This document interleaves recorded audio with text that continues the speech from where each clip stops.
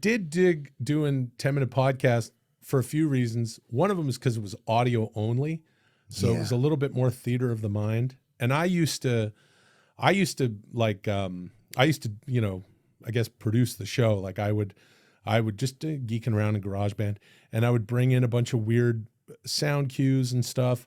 So for me, I love doing it. It was real creative. It was fun and it was creative and it was kind of therapeutic for me. So I loved nerding out and going, like recording the episode and thinking, okay, I'm going to put a sound effect here. I'm going to do that.